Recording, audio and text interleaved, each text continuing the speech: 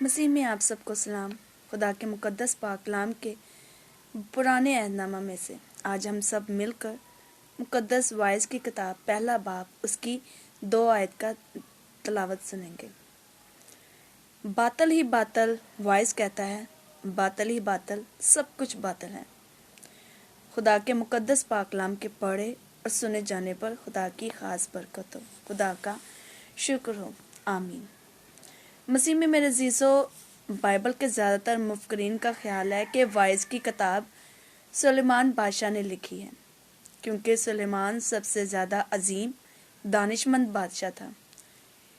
جتنے بھی اس سے پہلے بادشاہ ہوئے یا بعد میں اسرائیل کے بادشاہ بنے، تاریخ اس بات کی شاہد ہے کہ وہ سب سے زیادہ دولت مند اور عقل مند بادشاہ گزرا ہے۔ سلیمان کے دور کی ساری دنیا اس کی عقل کا لوہا مانتی تھی۔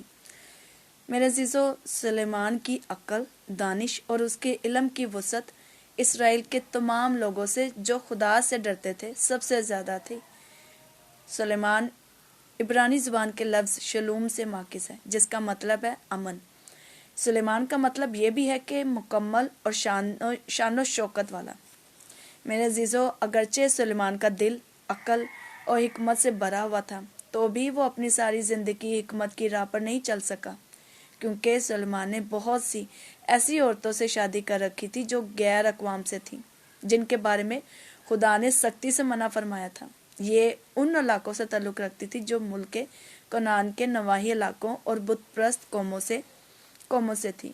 وہ ان بت پرست عورتوں کی وجہ سے جن سے اس نے شادی کی تھی، خدا سے منحرف ہو کر دیوی دیوتاؤں کی پرستش کرنے لگا، جو ان عورتوں کے آبائی خاندانوں کے خدا تھے۔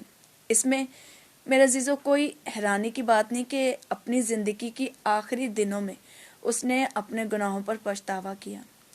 سلیمان اپنی جوانی کے ایام میں اپنی بت پرست بیویوں کے خداؤں کو پوجنے لگا تھا۔ اس نے بہت سے تمثیلیں بھی لکھی تھیں جن سے اس نے خدا کو جلال دیا اور حکمت اور دانائی کو سب سے قیمتی چیز بیان کیا۔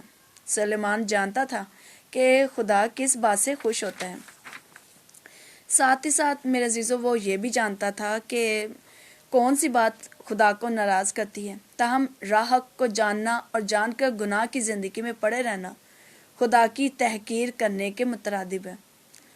عقل و حکمت رکھتے ہوئے بدی کی راہ پر چلنا کے مترادف ہے۔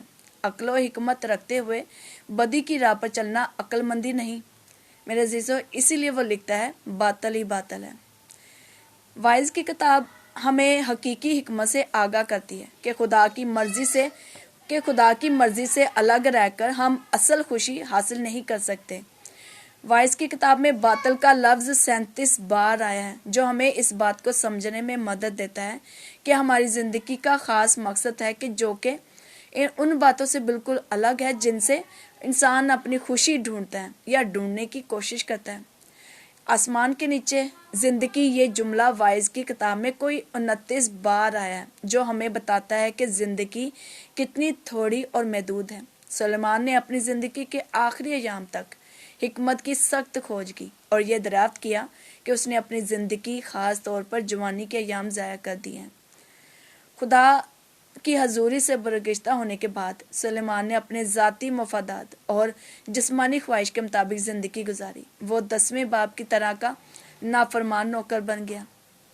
میرے عزیزو، بائبل کی ہوسٹنگ ڈکشنری کے مطابق بنیادی اور ثانوی تعریف جو باطل کی گئی ہے، اس کا مطلب ہے دونوں نئے اور پرانے عہد نامہ میں خالی، جھوٹ اور جھوٹی شان کے ہیں۔ اسی لفظ باطل کے لیے کئی دوسرے الفاظ بھی استعمال ہوتے ہیں، مثلا تکبر، دھوکہ اور بہانہ۔ تجربے کے بعد یہ بات ثابت ہوئی ہے کہ جو لوگ خدا کے بغیر زندگی گزارتے ہیں وہ فضول اور ضائع ہیں، اور سلیمان بھی اسی جال میں گر گیا جو ابلیس نے آدم اور حوا کے لیے بنایا تھا۔ اسے بھی جسمانی خواہشات کے ذریعے ورگلایا گیا، یعنی زندگی کا غرور، آنکھوں کی منظوری، وہ پھندے تھے جن میں وہ پھنس گیا۔ سلیمان دولت کی ہوس کا شکار ہو، جیسے ہم آج کے دن دیکھتے ہیں کہ بہت سے لوگ اس کا بڑی آسانی سے شکار ہو رہے ہیں۔ اسے سب سے زیادہ دولت مند بننے کے لیے سخت محنت کی، اور اگرچہ وہ اس وقت کا سب سے زیادہ دولت مند انسان تھا۔ میرے عزیزو، خدا نے سلیمان سے وعدہ کیا تھا کہ جتنے بھی اسرائیل کے بادشاہ ہوں گے وہ ان سب سے زیادہ دولت مند ہوگا، تاہم وہ تمام دولت جو خدا نے اسے عطا کی تھی اسے مطمئن نہ کر سکی۔ دولت کے حصول کے لیے اس نے لوگوں پر اور زیادہ ٹیکسز لگائے جن کو وہ برداشت نہ کر سکتے تھے۔ میرے عزیزو، اسی طرح سلیمان جسمانی خواہش کے جال میں پھنس گیا۔ اس کی 7 بیویاں اور 300 حرمیں تھیں، کیونکہ سلیمان اپنی آنکھوں کی منظوری میں خدا سے بھٹک گیا تھا۔ اس لیے جسمانی خواہش اور زندگی کا غرور اس کے اندر سما گیا، جس کی وجہ سے اس کا مرکز نگاہ خدا نہ رہا بلکہ تبدیل ہو گیا۔ اسے اپنی ساری طاقت اپنی بت پرست بیویوں کے حوالے کر دی، اور جنہوں نے اسے اپنے دیوتاؤں کو پوجنے کے لیے مجبور کر دیا۔ سلیمان کا دل مجبور کرنے لگا کہ وہ ویسے زندگی گزارے جیسے اس کا دل چاہتا تھا۔ اس کی سوچ اب ابدی زندگی کی حقیقت کو سمجھنے کی طرف نہیں تھی۔ نہ وہ گناہ کے نتائج کے بارے میں سوچتا تھا۔ اپنی زندگی پر غور کرتے ہوئے سلیمان نے محسوس کیا کہ اس کی جوانی کی زندگی فضول کاموں میں گزر گئی۔ میں محسوس کرتی ہوں وہ اپنے آپ سے بہت زیادہ مایوس ہوا ہوگا۔ اس وقت سلیمان کی زندگی میں بہت سے ایسے پہلو تھے جن سے وہ بہت پچھتاتا تھا۔ جیسے ہی اسے اس بات کی سمجھ آئی کہ یہ زندگی کیسی محدود اور غیر حقیقی ہے، اسے جب اپنی زندگی کے گزرے ایام پر نظر ڈالنے کا موقع ملتا وہ دکھی ہوتا۔ جیسے ہم اپنی زندگی کے جیسے ہم اپنی بزرگی کے دنوں میں پریشان ہوتے ہیں، کیسے ہم نے ابدی زندگی کو فضول اور بیکار سمجھا۔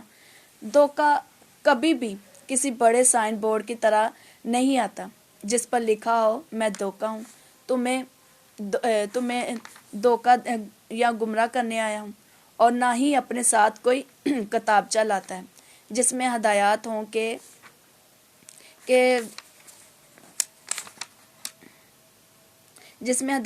کہ دھوکہ کیسے دیا جائے۔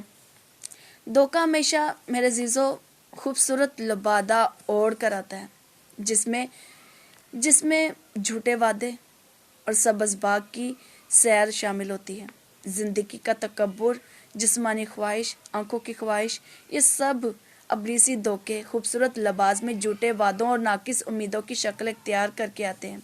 بدقسمتی سے انہی باتوں میں انسان ناکام ہوتا ہے۔ بعد میں جب انسان کی زندگی مکمل طور پر خدا کے سپرد ہوتی ہے تو اسے احساس ہوتا ہے کہ کیسے اس نے اپنی زندگی کا بہترین حصہ ان چیزوں کے حصول میں ضائع کیا جو باطل اور ہوا کی چران تھی۔ پھر وہ سمجھتا ہے جیسے واعظ سمجھا کہ باطل ہی باطل ہے۔ میرے عزیزو، خدا ہم سب کو روز بائبل پڑھنے اور دعا کرنے کی توفیق عطا فرمائے تاکہ ہم بھی اپنی جوانی کے بہترین ایام ضائع نہ کریں اور زمینی خدا کی حضوری میں نہ جھکے رہیں، بلکہ ہمارا جو آسمانی اور روحانی خدا باپ ہے صرف اسی کی حضوری میں جھکیں جو محبت کا خدا ہے، اور محبت کا ہی اپنے بیٹے بیٹیوں کو پیغام دیتا ہے کہ جیسے خدا ہم سب سے محبت کرتا ہے، وہ کہتا ہے کہ تم بھی ایک دوسرے سے محبت کیا کرو۔ خداوند یسوع مسیح کے نقش قدم پر چلیں گے تو میرے عزیزو ہمارے اندر خود بخود ہی ایمانداری، وفاداری کے ساتھ خدا کے ساتھ چلتے رہنے کا جذبہ پیدا ہوگا۔ خدا آپ سب کو بڑی برکت دے، آمین۔ مسیح میں آپ کی خادمہ ثنا منور۔